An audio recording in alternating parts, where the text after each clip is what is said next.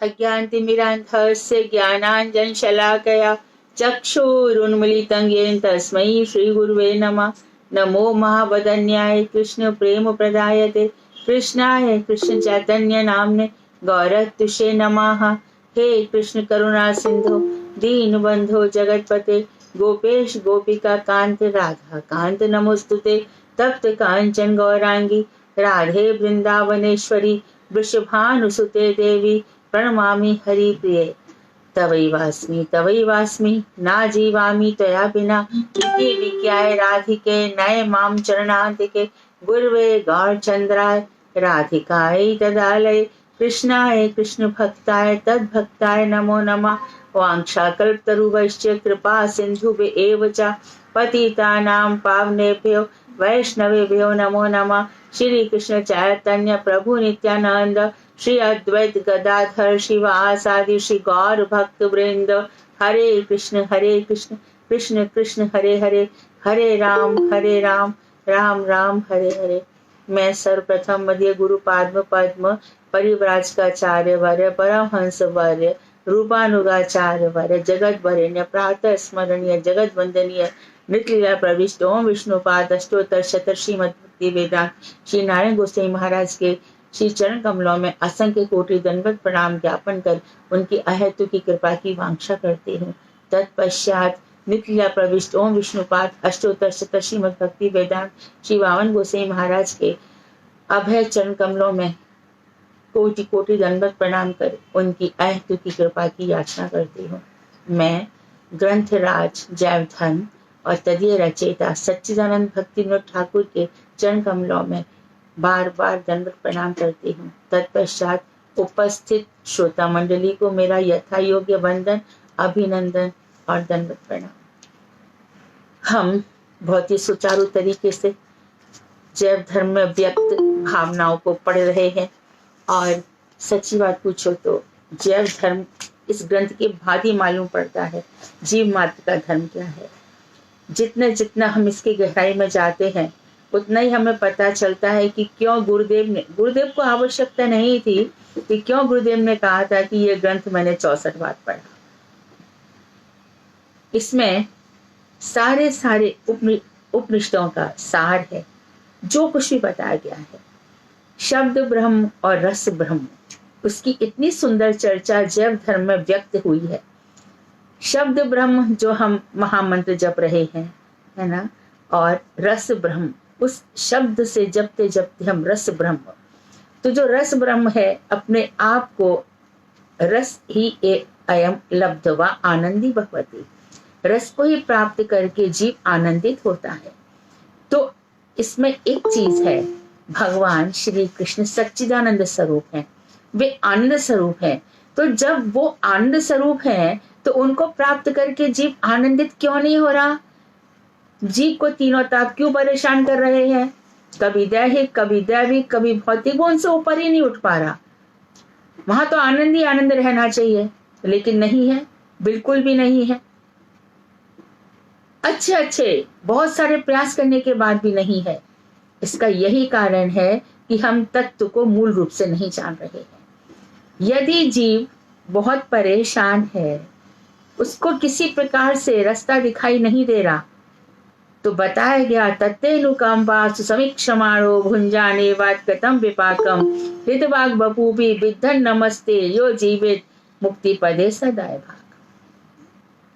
अर्थात ब्रह्मा जी कह रहे हैं अपनी स्तुति में, भगवान श्री कृष्ण से प्रार्थना करते हुए कहते हैं, और भगवान श्री कृष्ण कह रहे हैं कि देखो इस मूर्ख ने मेरी लीला पर, मेरी गुणों पर संदेह किया। गीता में मैं कह चुका हूं, संशयात्मा विनश्यति, जो संशय करता है उसका नाश हो जाता है। क्या संशय करता है? मेरी भगवत्ता पर, मेरी ईश्वरता पर, मेरी माधुर्य शक्ति पर, मेरे गुणों पर, और इस बात पर कि जीव मेरा अंश है। मेरा अंश होते हुए भी वो कहता है कि जीव प्रकृति से बना है। तो इस प्रकार से जो व्यक्तियों को हम कितने जन्मों तक ये सब करते चले आए हैं, तो एक जन्म ऐसा होता है कि जब बहुत त्रास भी हो सकता है और बहुत आनंद भी हो सकता है, हर प्रकार की स्थितियां हो सकती हैं।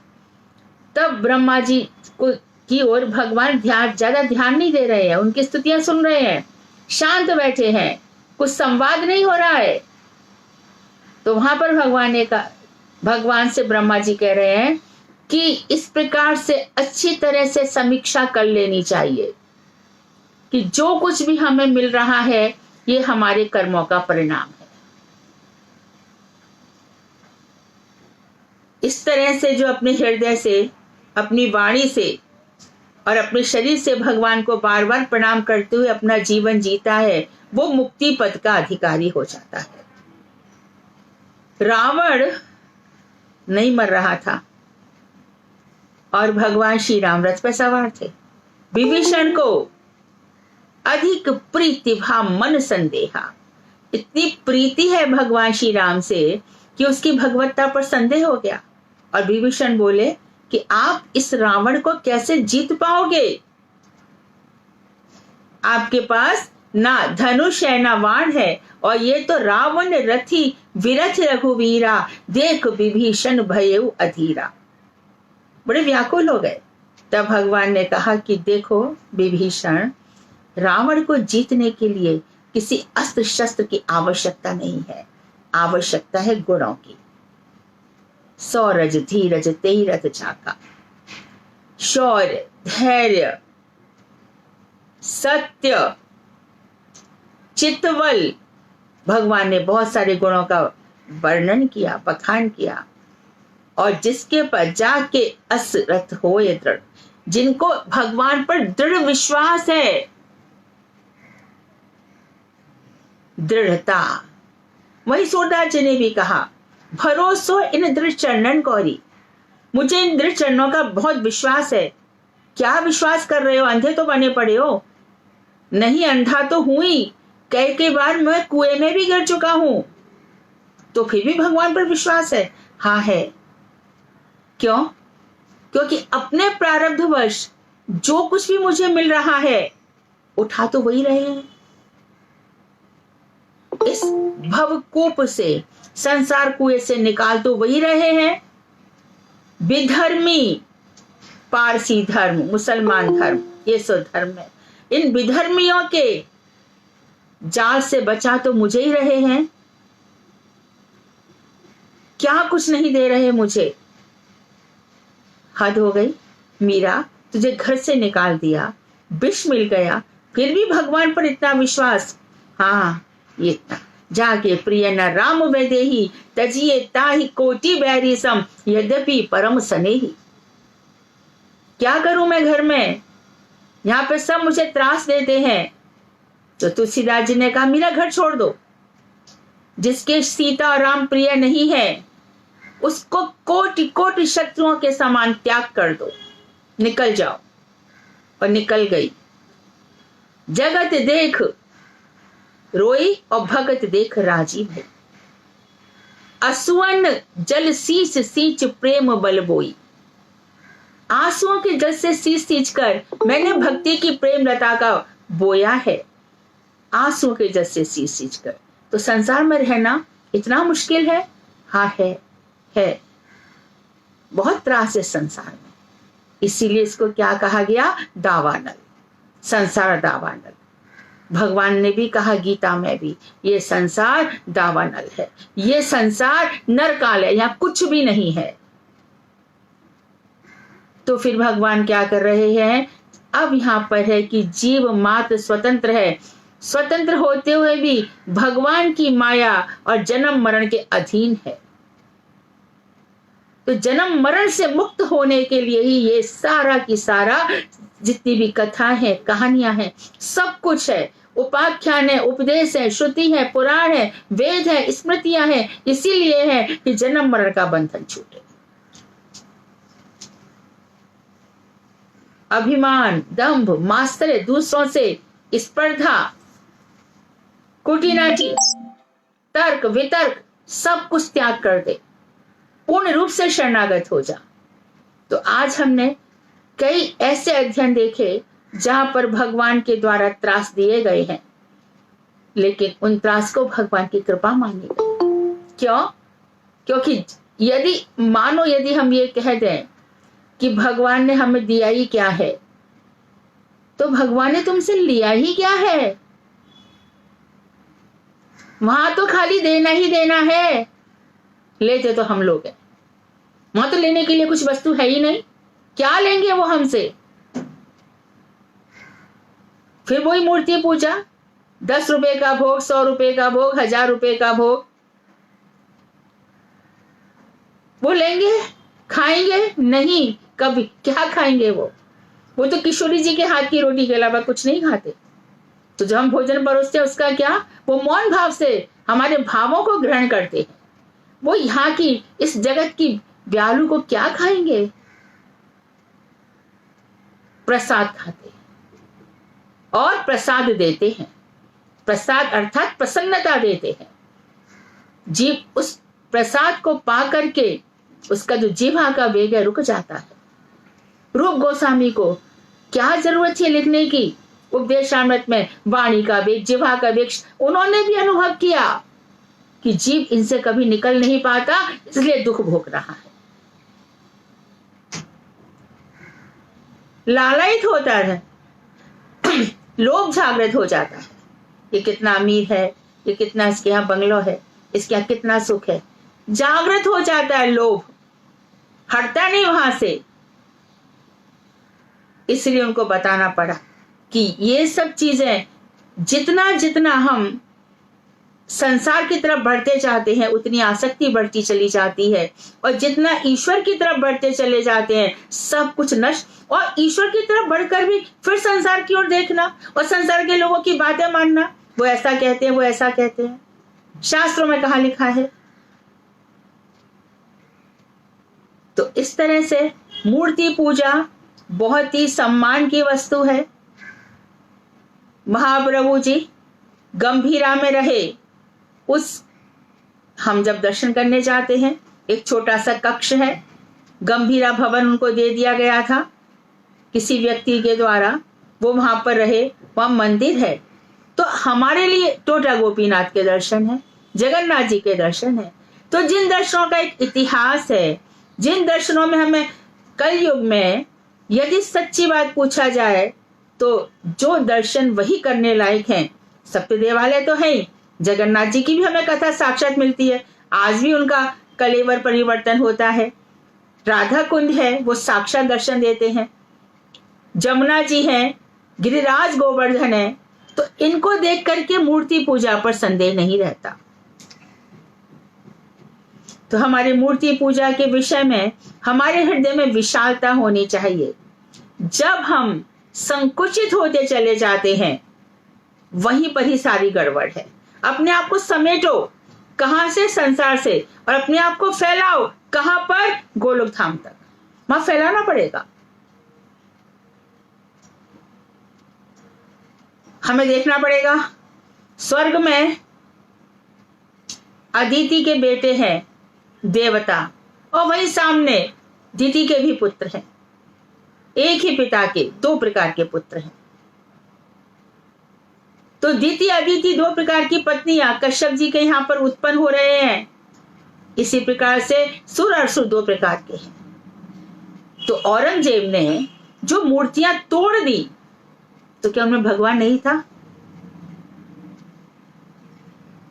थे कि नहीं? 100% थी। अच्छा, कुछ मूर्तियों को, जो सप्त देवालय की मूर्ति हैं, उनको यहां से डर के पहले कामा ले जाया गया। ठीक है, कामा में भी सब मूर्तियों का स्थान है, गिरिराज में भी हमें सप्त देवालय दिखते हैं, और बाद में वो गोविंद देव जी तो चले गए जयपुर में, और करौली में मदन मोहन जी चले गए, राधा रमन लाल जी नहीं गए, गोपीनाथ जी भी जयपुर में चले गए, राधा श्याम सुंदर राधिका जी के हृदय से निकले, वो छोटे से श्याम सुंदर वो वहां विराजमान है, और कुछ यहाँ वहां चले गए। तो औरंगजेब ने इन मूर्तियों को मारा, तो क्या इन मूर्तियों में भगवान थे? मध्वाचार्य जी ने उत्तर दे दिया। मध्वाचार्य जी वेदांत में कह रहे हैं कि देखो, मूर्ति भगवत स्वरूप है, लेकिन अपनी इच्छा से वो मूर्ति को छोड़ करके निकल भी जाते हैं भगवान। उस मूर्ति का त्याग करके निकल जाते हैं। तो राधा रमन लाल जी ने क्या किया? औरंगजेब तो उस समय भी था कि राधा रमन लाल जी को ब्रज से नहीं जाना था। वो रसोई में चले गए, रसोई में जाकर के बैठ गए, सिंहासन खाली हो गया। आज भी कहते हैं कि उनकी रसोई में एक चिंगारी अभी भी जलती रहती है, बुझती नहीं है। उसी से ही सुबह शाम आग जलाई जाती है और भगवान के लिए रंधन किया जाता है। आज भी भगवान रसोई घर में जाकर ही प्रसाद पाते हैं। नहीं तोड़ पाया वो जगन्नाथ जी को, नहीं तोड़ पाया गिरिराज गोवर्धन को, नहीं रोक पाया राधा कुंड के बहाव को, जमुना जी को। तो ऐसा तो त्रास आता रहेगा। अभी अभी थोड़े दिन पहले हमने पढ़ा था बांग्लादेश में जहाँ कहां पर मूर्तियां तोड़ी गई। मूर्तियों को तोड़ने की किसी के बाप की भी ताकत नहीं है। इसके पीछे भी भगवान की इच्छा छुपी रहती है। जहाँ भगवान का अपराध होता है, भगवान के प्रति सेवा ठीक से नहीं होती है, तो भगवान अपनी इच्छा से वहां चले भी जाते हैं, कहीं दूसरी जगह चले जाते हैं और कहीं छुप जाते हैं। तो जो माधवेंद्रपुरी को मूर्ति मिली, उसको कोई छुपा गया था क्या? तो स्वयं निर्भीक भी हो जाते हैं। यदि कोई कह दे कि गोवर्धन में जब भगवान श्री कृष्ण चले गए तो उनको इतना विरह था, इतना ताप था, इतना ताप था कि हो सकता है उनका एक विग्रह जाकर के नीचे छुप गया, जिसको गौ माता टीला में गाय अपना दूध दे रही है, जो कि निकलते ही चंदन मांगा, मेरे लिए चंदन लेकर आओ। तो यह मूर्ति पूजा है कि नहीं? तो मूर्तियों के विषय में जितनी गहराई से जाओगे, मैं समझती हूँ कि यह मैटर कभी खत्म भी नहीं होगा। इन्हीं मूर्ति पूजाओं को विधर्मी कहते हैं कि तुम लोग बुत परस्ती करते हो। द्वारकाधीश में भी वही आदेश आया 250 वर्ष पूर्व कि ग्वालियर में मैं छिपाऊं, मुझे निकालो। हरिदास जी को भी स्वप्न दिया बांके बिहारी जी ने, छिपाऊं, निकालो। तो यत्र तत्र छुपे हुए हैं भगवान। और द्वारकाधीश की मूर्ति में तो जब वहां का ट्रस्टी खुद चोरी करने आया तो भगवान, ये तो अभी की बात है, सन 84 या 85 की, भगवान ने उसको अंधा बना दिया और कुछ भी नहीं ले जा सका। तो इस तरह से जो भी मूर्तियां हैं, हमारे तो मूर्ति कहा कहते भी नहीं है, श्री मूर्ति या भगवान का श्री कलेवर, वो भगवान का नित्य विग्रह है। इन्हीं भावनाओं के साथ, इसी श्रद्धा के साथ हम इस पाठ को आगे बढ़ाते हैं।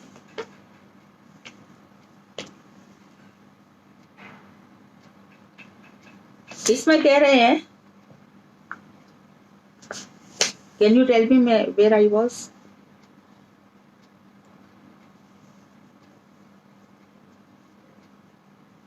बोरा चांद कहते हैं ईश्वर अद्वितीय है, ईश्वर एक ही है, ये ध्यान रहे। ईश्वर एक ही है, कोई वो अल्लाह नहीं है, कुछ भी नहीं है, उसको कई नामों से पुकारा जा सकता है। ईश्वर एक है, अद्वितीय, जहां दूसरा कोई नहीं है। भगवान एक है, उनके समान दूसरा कोई नहीं है।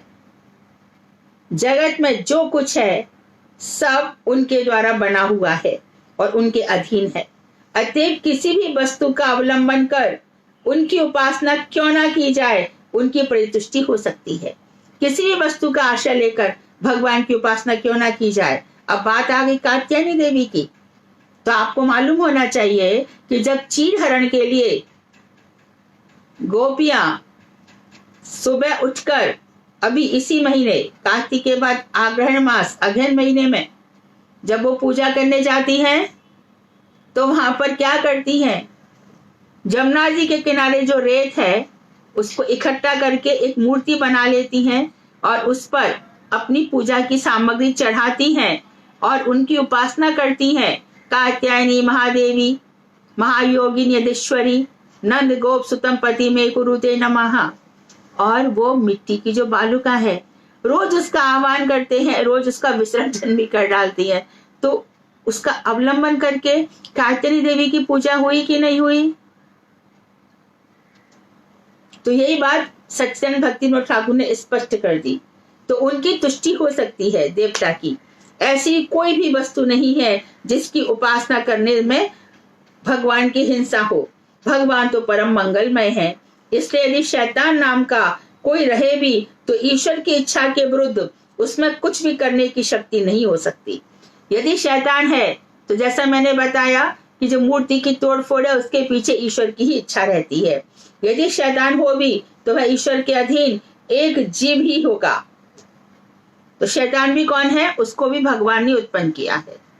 उसको उत्पन्न करने वाले कोई अलग से भगवान नहीं हो गए कि वो भगवान बड़े संहारक टाइप के थे इसके लिए उनको पैदा कर दिया। नहीं, एक ही घर में रावण भी होता है और एक ही घर में विभीषण भी होता है। इसी प्रकार से जगत में भी देखा जाता है, कोई भाई देवता स्वरूप होता है और कोई भाई ऐसा पैदा हो जाता है घर में, सारे घर को विध्वंस कर देता है। ये भगवान की इच्छा है। हमारे विचार से ऐसा प्रकांड जीव संभव नहीं है। जीव ऐसा खुद उत्पन्न नहीं हो जाता, भगवान के अधीन होता है, क्योंकि ईश्वर की इच्छा के विरुद्ध इस जगत में कोई भी कार्य नहीं हो सकता तथा ईश्वर से स्वतंत्र कोई भी व्यक्ति नहीं है। सब उनकी इच्छा के अधीन है। सारा मत्तः सर्वम प्रवर्तते, इसको हमेशा ध्यान रखना चाहिए। सब कुछ मुझे से निकल रहा है, सब कुछ उनकी इच्छा के अधीन है। पाप कहां से उत्पन्न हुआ, आप यह पूछ सकते हैं। हम उत्तर देंगे, जीव मात्र भगवान का दास है। इस ज्ञान को विद्या कहा जा सकता है और इस ज्ञान को भूल जाना ही अविद्या है। इसी जैसे हम ये भूल जाते हैं कि हम भगवान के दास हैं तो हम अविद्या, पंच पर्व अविद्या के चक्कर में पड़ जाते हैं। मोह आ जाता है, राग आ जाता है, द्वेष आ जाते हैं, सब अविद्या है। अभिनिवेश, संसार में मन लगने लगता है। भगवान को भूले संसार, संसार को भूले भगवान, ये दोनों एक साथ चलते हैं। फिर जिस मात्रा में हमारा भजन बढ़ता चला जाता है तो संसार को भुलाएगा कौन? भजन और साधु संग, कथाएं, ये सब संसार को भुलाने की चीज है। फिर जब इतना मन लग जाता है, कोई कुछ बोलता है, फोन आता है, कुछ आता है, तो ऐसा लगता है कहाँ मेरे रस में भग्न डाल दिया। फिर हम फोन स्विच ऑफ कर देते हैं या फोन साइलेंट कर देते हैं। अरे मुझे डिस्टर्ब होता है, ये मेरा समय भगवान का है। संसार में भी अरे तुम जो कुछ भी कह रहे हो प्लीज शॉर्ट में बोलो, कम में भी तो काम हो सकता है। अच्छा थोड़ा लिख कर देखेंगे बाद में जैसा होगा। इस तरह से फिर धीरे धीरे संसार से व्यक्ति मुक्त होता चला जाता है। किसी कारण से सब जीव उस अविद्या का आश्रय लिए हैं, किसी कारण से उन सब ने अपने हृदय में पाप बीज बोया है। कहीं पे आसक्ति रख ली और कहीं दुश्मनी कर ली, पाप हो गया। पाप होगा ही, कूट है, इसका बीज रहता ही है। जैसे ही मौका मिलता है ये बीज फल फूल जाता है। बहुत सोचा ब्रह्मचारी ने, आ गया मठ में, विवाह नहीं करेगा। कहा उसके दोस्त ने विवाह कर लिया। गुरुदेव मना करते, विवाह इत्यादि शादियों में मत जाओ, मत देखो, ये सब संसार मत देखो। फिर भी देख लिया, आगे विवाह की इच्छा। अरे मानधाता ऋषि नहीं माने तो औरों की तो बात छोड़ दो, उनकी भी विवाह की इच्छा हो गई। परशुराम की मैया रेणुका उनके पिताजी के कहने से, जमदग्नि ऋषि के कहने से पानी भरने गई थी। वहां पर किसी गंधर्व को आपस में प्रेम करते देख लिया तो बस आसक्त हो गई। कितना सुंदर इनका प्रेम विहार है, और विहार करते देख लिया। इसलिए कहा है संसार में जितना हो आंख बंद करके रहो। मतलब क्या? इन सब चीजों को मत देखो। हृदय में वो बस्ती ही है, सब सुमति कुमति सबके, ये सब रहता ही है हृदय में। उसका विकास हो जाता है यदि हम उन दृश्यों को देखते हैं तो।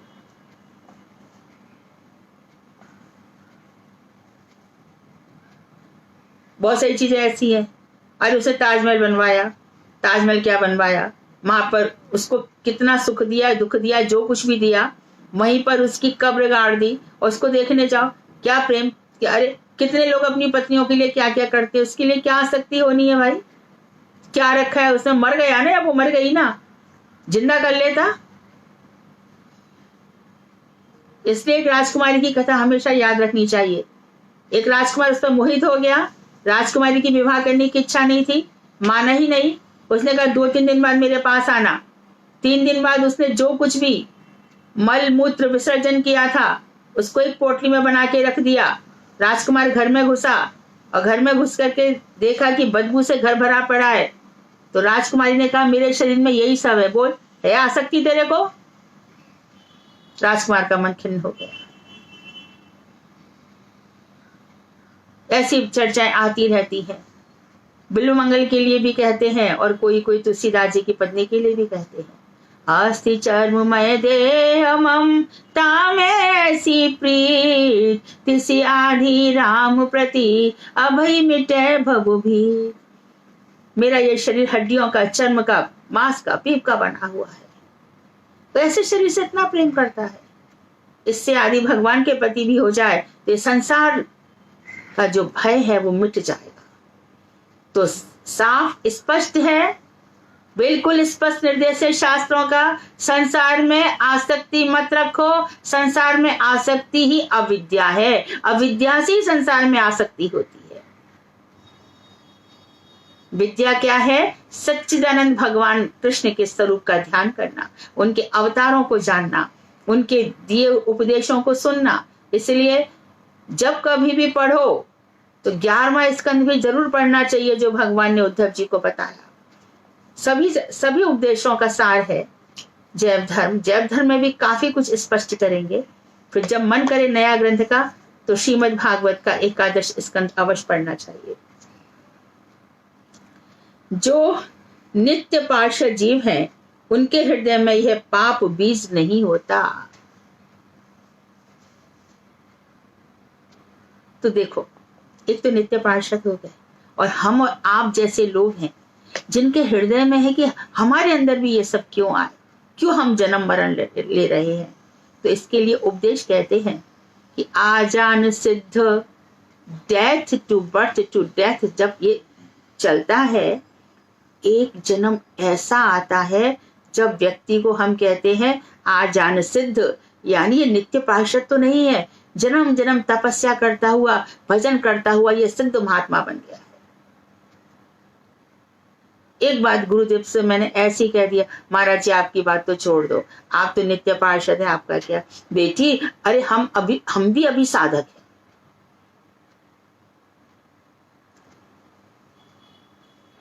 क्यों कहा ऐसा? तुम भी साधना करो, साधना करके। और एक बार गुरुदेव कह रहे थे कि देखो, किसी व्यक्ति से कह रहे थे तुम कितना भजन करता है? 8 माला 16 माला, तो तू थोड़ा बहुत जानता है, हम तो दिन रात भजन करते हैं, हम सोच हम क्या होंगे। अरे हमारे सामने ब्रह्मा भी नहीं आ सकता। ये है भजन की महिमा। जो हिरण्यगर्भ ब्रह्मा है, जो अज ब्रह्मा है, जो ईश्वर कोटि के हैं, और जो जीव कोटि के ब्रह्मा है, उनमें अंतर तो है ही ना। तो 100 जन्मों तक जो वर्णाश्रम धर्म का पालन करता है बिना किसी गलती के, वो ब्रह्मा बन सकता है। और 100 जन्मों तक जो ब्रह्मा अपना ठीक ठाक से पालन करता है, अपनी बेटी पे आसक्त नहीं होता, ऐसा कोई शुद्ध जीव शिव जी की पोस्ट पे भी चला जाता है। और जो नित्य पार्षद हैं उनमें ये सब चीजें नहीं होती। ब्रह्मा जी जब भगवान ने चतुश्लोकी भागवत का ज्ञान दिया, उस समय ब्रह्मा जी का जो अपनी बेटी के प्रति आसक्ति था वो सब नहीं था। भगवान के दर्शन के बाद ये सब नहीं होता। तो भगवान ने कहा है कि देख, कभी इस चीज का अभिमान मत करना कि तू सृष्टि करता है। हमें तो जरा सी बात पर अभिमान आ जाता है तो पाप का बीज उसके अंदर नहीं रहता। शैतान नामक एक विचित्र व्यापार कार्य की कल्पना ना कर उपरोक्त अविद्या तत्व को भली भांति समझना चाहिए। तो बस समझ लेना चाहिए जब मेरे अंदर कोई आसक्ति जाग रही है, अरे मैं कैसे भगवान को भूल रहा हूं या भूल रही हूं, क्यों आसक्ति जाग गई? जो कुछ उपदेश दिए गए थे मैं तो उस पर चल ही नहीं रहा हूं, ऐसा क्या हो गया? हमने कहीं कोई घटना घटित हुई ऐसा सुना है, हमारा मन अरे होने दो, ये संसार में तो घटनाएं घटित होंगी ही। संसार है ही एक घटना। यहाँ पर सब वही लोग आएंगे जिनको अपने पाप पुण्य भोगने हैं। ये संसार उन्हीं का मेला है। और जो पाप पुण्य भोग रहा है उनसे तू आसक्ति कर रहा है, उसके अंदर है क्या? क्या प्रेम करेगा? अपना फल भोगने आया है और सम्मान दे दिया उसको फालतू में, या अपमान कर दिया उसका। अपना भोग भोगने आए हैं ना, तो हमें क्यों उनसे आसक्ति रखनी चाहिए या द्वेष करना चाहिए? भौतिक विषयों में ईश्वर की उपासना करने में अपराध नहीं लगता। निम्न अधिकारी के लिए नितांत आवश्यक है तथा उच्च अधिकारी का भी इसमें विशेष कल्याण होता है कि ईश्वर की उपासना हमें करनी चाहिए। सिया राम मैं सब जग जानी, करहूं प्रणाम जोर जुग पानी। यह सारा संसार भगवान का है, भगवान नहीं है। मैं तो मूर्ति तक के लिए भी बोल दिया। औरंगजेब ने क्या कर दिया? भगवान विराजते हैं यहाँ पर, वो भगवान नहीं है। सब भगवान के दास दासी के, भगवान नहीं है। इतना ही ध्यान रखना है। हमारे विचार से श्री मूर्ति की पूजा करना अनुचित है। यह कथन एक मतवाद है, ये आपका अपना ओपिनियन है, ये शास्त्रों की बात नहीं है। इस कथन की पुष्टि की ना तो कोई युक्ति है और ना कोई शास्त्रीय प्रमाण। किसी भी शास्त्र में नहीं कहा गया कि मूर्ति पूजा, श्री मूर्ति की पूजा करना गलत है। कोई शास्त्र ऐसा नहीं कहते, कोई भी शास्त्र ऐसा नहीं कहते। मौलवी ने कहा श्री मूर्ति की पूजा करने से ईश्वर का भाव प्रशस्त नहीं होता, उपासक के मन में सर्वदा भौतिक भावना ही प्रबल रहती है। तो उसने कहा कि मौलवी ने कहा देखिए आप श्री मूर्ति की पूजा की बात कह रहे हैं, इसमें ईश्वर का भाव एक विशाल रूप से नहीं विस्तृत होता है, खुलता नहीं है, क्योंकि मूर्ति सामने रहेगी तो लोगों के मन में भौतिक कामनाएं आती रहेंगी।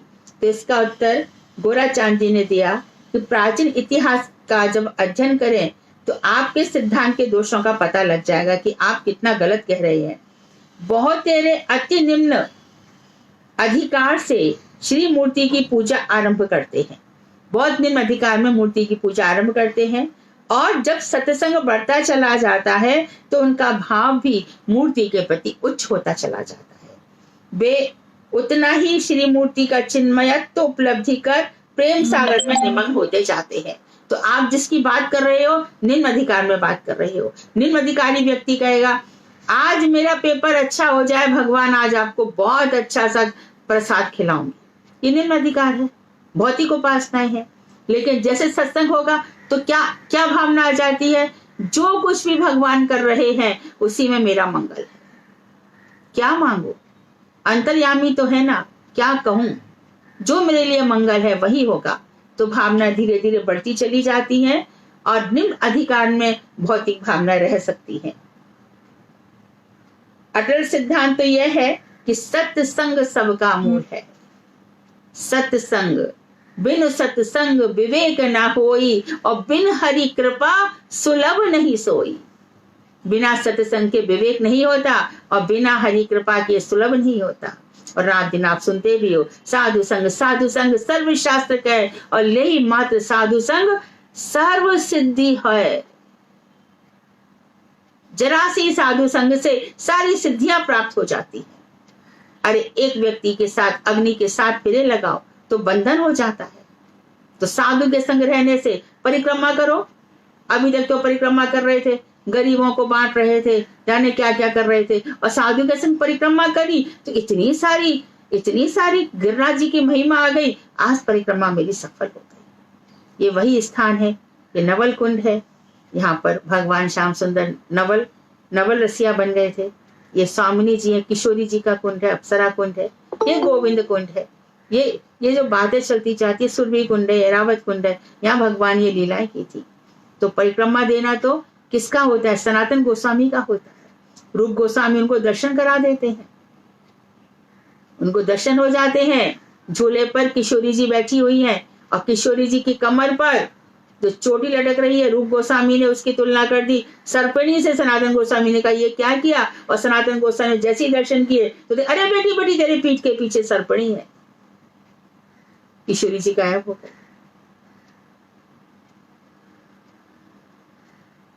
तो ये सब वो चीजें होती है साधु संग में।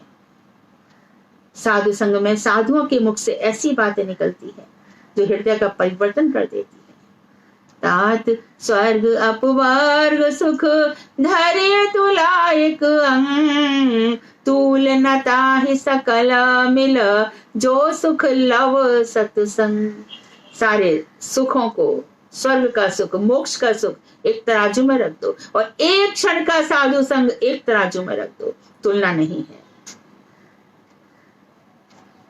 तो साधु संग रहना चाहिए।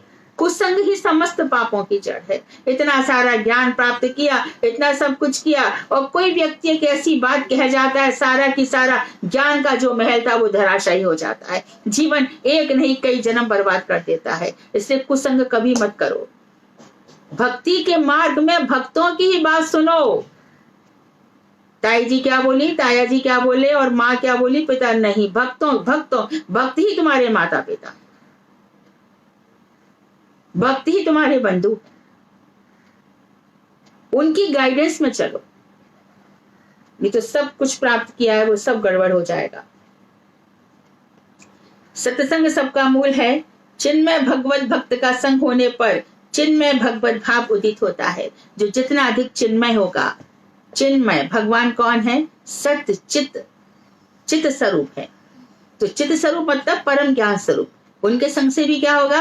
हम भी परम ज्ञान स्वरूप हो जाएंगे। और जहां ज्ञान है वहां अविद्या हमेशा के लिए मिट जाती है। अविद्या रहती ही नहीं।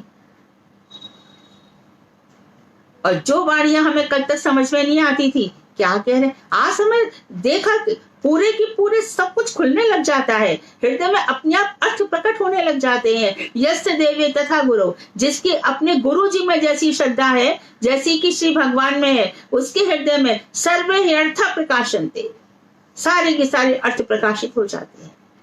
कहाँ से आते हैं ये सब? भजन के बल से आते हैं। तो भजन का बल चिन्मय साथ हुआ। मुझे तो उनके दर्शन हो गए, परम गुरुदेव के दर्शन हुए, बांगोसी में नारायण महाराज के दर्शन, इन सब के दर्शन। मैं तो कृतार्थ हो गई। अरे मैं तो कृतार्थ हो गया। धन्य मेरा जीवन। और बस दिन रात उन्हीं का चिंतन, उन्हीं का मनन। चले जिंदगी, जो कुछ हो रहा है मैं क्या जानू, मेरे गुरु वर्ग जाने, मेरे नित्यानंद ठाकुर जाने। सारे गुरु वर्ग नित्यानंद के प्रकाश हैं। मुझे तो वही पता है। मैं जब बांग्ला से हिंदी में अनुवाद करती हूँ श्री रूप श्री सिद्धांति महाराज का, तो हमेशा श्रीधर महाराज से कहती हूँ कि आपके गुरु जी की कृपा मेरे ऊपर लगता है आपसे भी ज्यादा है। मैं सारे ग्रंथों का अनुवाद करती हूँ। मैं उनके साथ उपहास मजाक करती हूँ कभी कभी। क्या नहीं देखते भगवान कि जीव के अंदर क्या है? जब हमें लगता है कि हमारी एक एक धड़कन बिना नाम के कैसे निकल गई। महाप्रभु जी ने कहा था एक क्षण भी व्यर्थ मत करो, तो क्यों व्यर्थ कर डाला? अपराध तो हमारा ही हुआ। सांसें तो उतनी ही मिलेंगी जितनी निर्धारित हो गई है। जीवन मरण, यश अपयश विधिहात, हानि लाभ जीवन मरण, जो कुछ है पहले से लिख गया है। कहां से लिख गया? विधाता ने लिख दिया। कहां पे लिख दिया? गर्भावस्था में लिख दिया, ऐसा ऐसा होगा। सत्संग होगा। फिर जब हो जाता है सत्संग, तो फिर पीछे तो हटना ही नहीं है। कोई भी क्षेत्र हो, संसारिक हो या आध्यात्मिक हो, पीछे जो हटा वो मरा। एक दफे कदम आगे बढ़ गए तो बस बढ़ गए, अब ये हटेंगे नहीं। तो यही कह रहे हैं कि बस उन्नत होते जाओ डे बाई डे। आज सूरज नया निकला है तो आज मेरे ज्ञान में भी वृद्धि हो, मेरी भक्ति में भी वृद्धि हो, मेरा चित्तबल बढ़ता चला जाए। हमारी तरफ दूसरी तरफ 8 धर्म के अतिरिक्त समस्त धर्मों के साधारण लोग श्री मूर्ति पूजा के विरोधी हैं, जो हमारा आर्य धर्म है। बाकी सब मूर्ति पूजा। और देखो कितना उसको शब्द, क्या गंदे से गंदा शब्द है ना। दयानंद सरस्वती, उन्होंने क्या किया? अरे मूर्ति पूजा कहा ना, क्या मूर्ति पूजा करोगे? अरे मैं वहां पे ध्यान कर रहा था, एक चूहा आया और लड्डू खा गया। क्या मूर्ति अपने प्रसाद की रक्षा नहीं कर सकती थी? अरे मूर्ख, क्या चूहे में भगवान नहीं है? अरे चूहा क्या, चींटी क्या, भगवान तो सबका पेट भरते हैं। भगवान क्यों रोकेंगे उसको प्रसाद खाने से? भगवान क्रूर है क्या? क्या मिल बांट के नहीं खाते? क्या वो मर चुका की खट्टी छाछ और खट्टी छाछ की बनी हुई कढ़ी नहीं पीते? क्यों रोकेंगे वो? तो समझता मैं बहुत बड़ा विद्वान हो गया। तो ऐसे लोग जो मूर्ति पूजा के विरोधी हैं, यही लोग क्या करते हैं, खुद अपने मंदिरों में जहां चले जाओ दयानंद सरस्वती की मूर्ति बनी बैठी है। और तुम तो मूर्ति पूजा का विरोधी था, ये किसकी मूर्ति लगी है?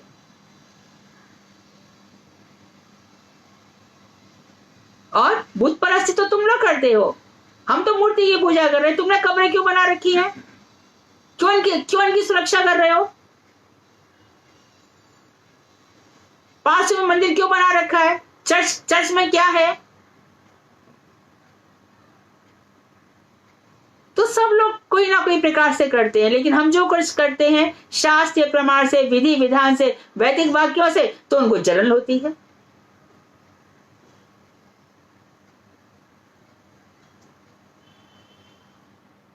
हमारा बैंड बाजा बजेगा, हमारा महासंकीर्तन होगा तो चिढ़ होगी, और वहां पे अल्लाह अल्लाह सुबह करके होगा तो कुछ नहीं होगा।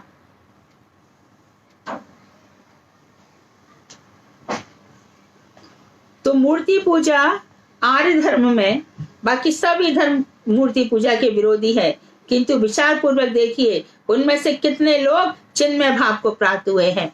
जहाँ पे सच्चिदानंद भक्ति विनोद ठाकुर ने एकदम बता दिया कि बताओ हिंदू आर्य लोगों के अलावा क्या किसी ने भगवान को प्राप्त किया है? एक भी एग्जाम्पल बता दो, किसी भी धर्म के किसी भी व्यक्ति ने क्या रियलाइजेशन किया है भगवान का? पूछ रहे हैं, खुलेआम पूछ रहे हैं। दो उत्तर, एक भी जन बता दो। उनको अनुभव हुआ था, क्या अनुभव हुआ था? ईश्वर है, बस इतना ही ना। वो तो हम पहले से ही कहते ईश्वर है। और हमारे यहाँ एक दफे यदि उदाहरण शुरू हो गए तो उसका तांता टूटेगा ही नहीं, एक के बाद एक। सूरदास जी आवाज देंगे, भैया गोपाल बेटा पानी रख जा, आज तू पानी रखना भूल गया। और गोपाल भूल गया पानी देने, उनका जो सेवक था, शाम के लिए लकड़ियां बीनने चला गया। और गोपाल भगवान कृष्ण से रहा नहीं, आ गए और आगे तो पानी रखने लगे तो कितनी सुगंध बिखर गई वहां पर, पूरी सुगंध बिखर गई। हाथ में जल पकड़ा तो इतना कोमल स्पर्श, अंदर की आंखें सब कुछ देख रही है, ज्ञान चक्षु खुले हुए। हाथ छुड़ाए जात हो निर्बल जान के मोय, हृदय से जब निकसोगे तब जानूंगो तो। कृष्ण हाथ छुड़ा के जाने लगे, तुम मुझसे हाथ छुड़ा के जा रहे हो क्योंकि मैं कमजोर हूं, हिम्मत है तो हृदय से निकल के दिखाओ, तब जानूंगा कि हाँ तुम बहुत बलशाली हो। इसी प्रकार से कृष्ण का नाम मत दिखा, बिलमंगल को भगवान आगे आगे जा रहे हैं हाथ पकड़ करके। तो एहसास किसको हुआ? वैष्णवों को हुआ, कृष्ण भक्तों को हुआ, राम भक्तों को हुआ।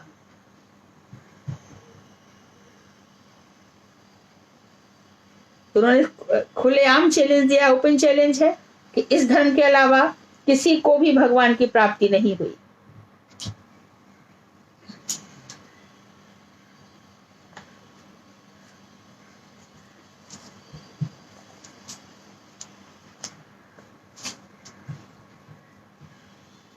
मौलवी बोले, यदि आंतर भाव से भगवत भजन होता है अंदर से, तो मूर्ति पूजा स्वीकार करने में कोई दोष नहीं है। यदि हम ऊपर से भजन नहीं कर रहे, अंदर से भजन कर रहे हैं, तो कोई दोष नहीं है, मैं इसे मानता हूँ। किंतु कुत्ता, बिल्ली, सांप, लंपट पुरुष आदि की पूजा करने से भला भगवत भजन कैसे हो सकता है?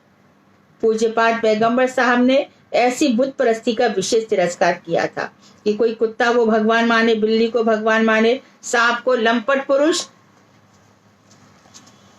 जो चालक पुरुष है, स्त्री लंपट है, उनको यदि पूजा करे तो गोरा चांद ने कहा कि प्रत्येक मनुष्य ईश्वर के प्रति कृतज्ञ है, सब ईश्वर के प्रति कृतज्ञ है, ऑब्लिगेटेड है।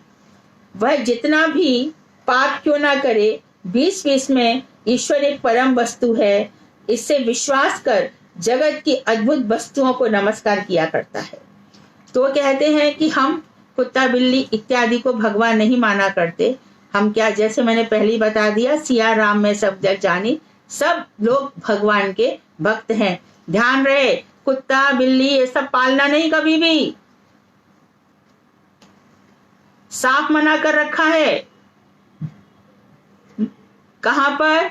महाभारत स्वर्गारोहण के बाद जब इंद्र देवते ने कह दी किसी ने कुत्ते का भी स्पर्श किया होगा तो उसको स्वर्ग नहीं मिलेगा। और हम पालते भी नहीं किसी को, किसी की स्वतंत्रता में हम दखल नहीं देते। तो सर्प, नदी, पर्वत, बड़े बड़े जीव जंतु, इन सबको मूढ़ जीव ईश्वर की कृतज्ञता से उत्तेजित होकर स्वभावतः नमस्कार करता है। तो हम सर्प में भी भगवान का अवतार मानते हैं। हमें क्या है, नदियां भी हमारे लिए माता है, पर्वत भी हमारे लिए, सब भगवान। हम इस सब में क्या मानते हैं? सब में हम भगवान का दर्शन करते हैं और उनके निकट अपने हृदय की बातचीत को व्यक्त कर आत्मनिवेदन करता है। कोई कोई व्यक्ति पेड़ों से भी बात करते हैं। तुलसी जी हमारे लिए क्या नहीं है? तुलसी जी हमारे लिए मातृ वृक्ष है क्या? मोर यही अभिलाष विलास कुंजे दियो बास। तुलसी जी से प्रार्थना हो रही है कि मेरी एक ही इच्छा है कि विलास कुंजा स्वामिनी जी और किशोर किशोरी जहां विलास करते हैं वहां पर मुझे स्थान देना। आंवला वृक्ष, उसको खाने से हमको लगता है कि हम भगवान की निकटता हमने हासिल कर ली है। गंगा यमुना हमारे यहाँ सब पूजनीय है। तो अपने हृदय की भावना को व्यक्त कर आत्मनिवेदन करता है। चिन्मय भगवत भक्ति और इस प्रकार की भूत पूजा में विशेष अंतर रहने पर भी ईश्वर के प्रति कृतज्ञता स्वीकार कर जड़ वस्तुओं को नमस्कार करने का फल क्रमशः अच्छा ही होता है। और ये तो सब दिव्य हैं। और यदि हम ये समझते हैं ये सब ईश्वर के द्वारा दी हुई जड़ वस्तु हैं, उनको भी नमस्कार करना क्यों, ईश्वर का समझ करके, ये तो अच्छी बात है। चक्रवर्ती ठाकुर ने ऐश्वर्य कादम्बरी में इसी बात का विशेष वर्णन किया है। अतएव युक्ति पूर्वक विचार करने से उन्हें दोष नहीं दिया जा सकता। सर्वव्यापी निराकार ईश्वर का ध्यान और उसके प्रति नमाज आदि भी शुद्ध चिन्मय भाव से रहित है। यदि ऐसा ही हुआ तो बिल्ली पूजक आदि से उनका पार्थक्य क्या रहा? तो वह कह रहे हैं कि आप युक्ति पूर्वक विचार करो, उनको दोष नहीं होगा। लेकिन सर्वव्यापी जो निराकार ईश्वर है, जिसको आप साकार रूप में नहीं मानते हो, तो निराकार ईश्वर का ध्यान कैसे होगा? जिसका आकार ही नहीं है तो ध्यान काय का करें? आकार तो बताओ। और उसके प्रति नमाज, अरे जब उसका आकार ही नहीं तो नमाज को सुन कौन रहा है? फिर नमाज क्यों पढ़ रहे हो? यदि वो निराकार है तो किसके लिए नमाज पढ़ी जा रही है? आदि भी शुद्ध चिन्मय भाव से रहित है। यदि इनमें भी तुम शुद्ध चिन्मय भाव नहीं देखते तो नमाज पढ़ते ही क्यों हो? यदि ऐसा ही हुआ तो बिल्ली पूजक और आप में कोई अंतर ही नहीं है। वो भी जड़ व्यक्ति की पूजा कर रहा है और आप भी नमाज पढ़ करके जड़ लोगों की उपासना कर रहे हो, क्योंकि आपके भगवान तो निराकार हैं। हम लोगों के विचार से किसी प्रकार से भी क्यों ना हो, ईश्वर के आज खत्म हो जाएगा। ईश्वर के प्रति भावोदय और भाव आलोचना होने की नितांत आवश्यकता है। ईश्वर के प्रति हमारा भावोदय होना चाहिए। तो मुख्य चीज क्या है? भावग्राही जनार्दना। भगवान श्री कृष्ण भावों को ग्रहण करने वाले। यदि उन निम्न अधिकारियों का तिरस्कार किया जाए अथवा उनकी दिल लगी मजाक उड़ाई जाए तो जीवों की क्रमोन्नति का द्वार एकदम बंद करना होगा। मतवादों के चक्कर में पड़कर जो लोग सांप्रदायिक हो पड़ते हैं उनमें उदारता का अभाव होता है, जनरस नहीं होते, इसलिए वे अपने से भिन्न उपासकों का तिरस्कार करते हैं। उनका ऐसा करना नितांत भूल है। तो दूसरे लोगों का तिरस्कार करते हैं, समझते ही नहीं है। हमारे तो सत्येंद्र भक्ति विनोद ठाकुर ने क्या कहा था पहले के अध्यायों में कि किसी का अपमान मत करो, सब धर्मों का सम्मान करो। आज जिसका हम अपमान कर रहे हैं, कल वो बहुत ही बड़ा कृष्ण भक्त बन गया तो मुसलमान की चांद बीबी है। क्या कहा उन्होंने? हो तो हिंदुआनी हिंदुआनी ही रहूंगी मैं तो हिंदुआनी हूं, कौन रोक के दिखाए मुझे। इस तरह से बहुत सारे मुसलमानों के ये आते हैं। तो यहाँ पे साफ बात कह दी, बहुत ही संक्षेप में लेकिन बहुत शार्प कह दी गई कि नमाज भी पढ़ते हैं और अपने ब्रह्म को निराकार भी कहते हैं। तो वो भ्रमित हैं, कंफ्यूज हैं ईश्वर के मामले में, इसलिए दंगा फसाद ज्यादा करते हैं, आतंकवादी है, क्योंकि उनके दृष्टि में ना भगवान की आंख है, ना कान है, ना कान है, ना दिल है। तो नमाज वो किसको सुना रहे हैं?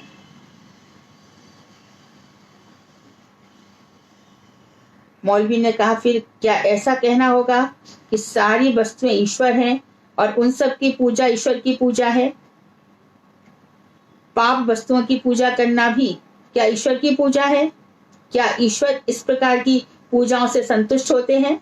तो गोराचार्य ने उत्तर दिया, हम लोग सभी वस्तुओं को ईश्वर नहीं कहते। इन सारी वस्तुओं में ईश्वर एक पृथक वस्तु है। हम सबको ईश्वर नहीं कहते, ईश्वर इन सब से अलग है। सारी वस्तुएं ईश्वर द्वारा सृष्ट हैं, ध्यान रख लें इस बात को, सृजित हैं। सब ईश्वर नहीं है, ईश्वर के द्वारा बनाई गई है सब कुछ। भूमि रापो नलो वायु खम मनो बुद्धि रेवचा, सब कुछ ईश्वर के द्वारा बनाया गया है, सब कुछ। इसी संबंध के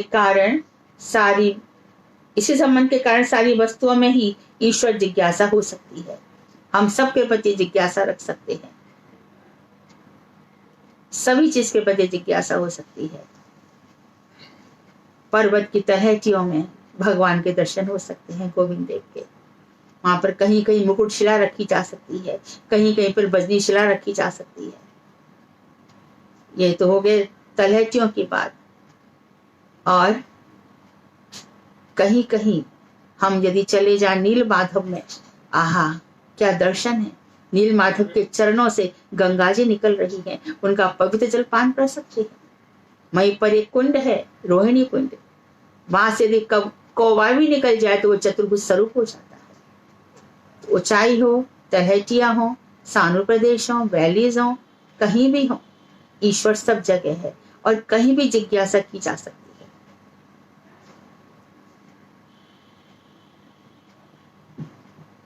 एक बहुत सुंदर कविता मुझे याद आ रही है। हिमगिर के ओ तुंग शिखर पर बैठ शिला की शीतल छा, एक पुरुष भीगे नैनों से देख रहा था प्रलय प्रवाह। नीचे जल था, ऊपर हिम था, एक तरल था, एक सघन, एक तत्व की ही प्रधानता। कहो उसे जड़ या चेतन, तो जड़ कहेंगे ये मूर्ख। एक पुरुष हिमगिर के उत्तुंग शिखर पर, हिम ही हिम है, सब जल ही जल हो जाता है। स्वयंभू मनु नाम में बैठ करके सारे की सारे बीजों को ले जाते हैं, प्रलय हो जाती है, प्रलय पयोधि चले, सब जगह प्रलय प्रलय हो जाती है। नीचे इधर ऐसे प्रलय हो गई और नीचे शेषनाग भी आग पे आग फेंकते रहते हैं। कभी सब जलकर राख हो जाता है, कभी सब कुछ सब बह जाता है, रह जाता है। तो जीव अंश मात्र में, जीव तो कभी नहीं मरता, अंश मात्र में हमेशा रहेगा, हमेशा सर्वकाल रहेगा, प्रलय के बाद भी रहेगा, जल जाने के बाद भी रहेगा, तू कभी मरेगा नहीं।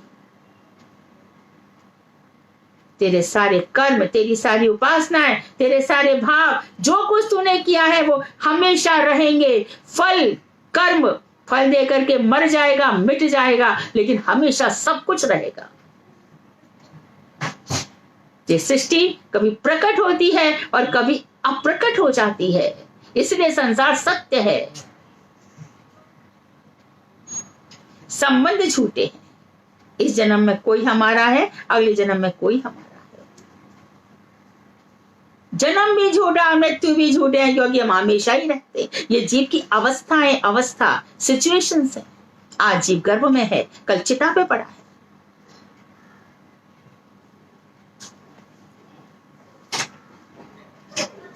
तो सभी वस्तु ईश्वर के द्वारा बनी हुई हैं। इसी संबंध के कारण सारी वस्तुओं में ईश्वर की जिज्ञासा हो सकती है। समस्त वस्तुओं में ईश्वर जिज्ञासा होते होते जिज्ञासा आस्वादन अवधि, इस सब के अनुसार चिन्मय वस्तु का आस्वादन होता है। जितनी जिज्ञासाएं होंगी, जितना ज्ञान बढ़ेगा, उतनी आस्वादन की प्रवृत्ति बढ़ती जाएगी। और थोड़ा और सुनाओ। हे पृथु भगवान कहेंगे हजारों जीवा हो जाए, मेरे हजारों कान हो जाए। आप लोग परम पंडित हैं, थोड़ा उदार जेनरस बनिए, एटीट्यूड अपना विशाल रखिए। इस विषय पर फिर हम विचार करेंगे। हम लोग बड़े साधारण वैष्णव हैं, अधिक तक वितर्क में प्रवेश करना नहीं चाहते। आज्ञा हो तो हम लोग श्री चैतन्य मंगल गीत जो हमारा वहां बैठे हैं, हम सुनने जाएं। मौलवी साहब ने इन सब बातों को सुनकर क्या निश्चय किया, समझ में नहीं आता। वे कुछ देर तक तो मौन रहकर बोले, आप लोगों के विचारों से मैं बड़ा खुश हुआ। किसी दिन और आकर फिर कुछ और पूछूंगा। आज बड़ी देर हो गई है, जाना चाहता हूँ। ऐसा कहकर मौलवी साहब दल बदल के साथ घोड़ों पर चढ़कर 7 साई का परगना की ओर चल पड़े। बाबा जी लोगों के दल ने भी आनंद से हरिध्वनि कहकर श्री चैतन्य मंगल गान में प्रवेश किया। इति 11वां स्कंद संपूर्ण। वांछा कल्पतरुभ्यश्च कृपा सिंधुभ्येव च पतितानां पावनेभ्यो वैष्णवेभ्यो नमो नमः। श्री सच्चिदानंद भगवान श्री भक्ति विनोद ठाकुर की जय।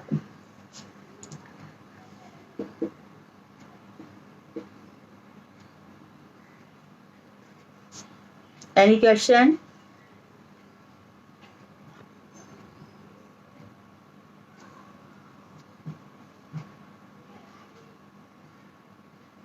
हरे कृष्णा।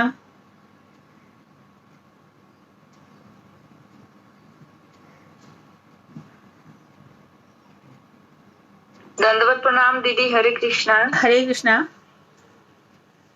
दीदी, बिल्व मंगल ठाकुर का स्पिरिचुअल फोरम क्या है? Eternal forum. अभी उनका जो मंजरी परिचय में उनका नाम मैंने देखा नहीं अभी तक। तो भी आप चैतन्य गरुड़ेश दीपिका, राधा गरुड़ेश दीपिका में इसलिए नहीं मिलता क्योंकि वो उनके समकालीन नहीं थे, इसके लिए आई कांट टेल यू। पर गुरुदेव तो कहते थे कि वो 700 वर्ष तक रहे थे। गुरुजी ऐसा कहते हैं। और गुरुजी ऐसा भी कहते हैं कि चक्रवर्ती ठाकुर ने उनको यानी कि कृष्ण कर्णामृत ग्रंथ जैसा लिखने के बाद भी सिद्ध नहीं माना है। चक्रवर्ती ठाकुर ने उनको साधक माना है। ये सब परिचय उनका मिलता है।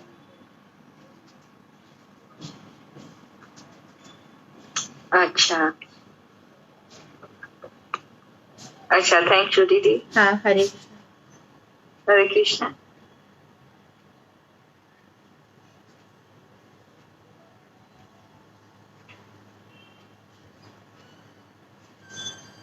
कोई और? विराम दे दें? ठीक है। वांछा कल्पतरुभ्यश्च कृपा सिंधुभ्येव च पतितानां पावनेभ्यो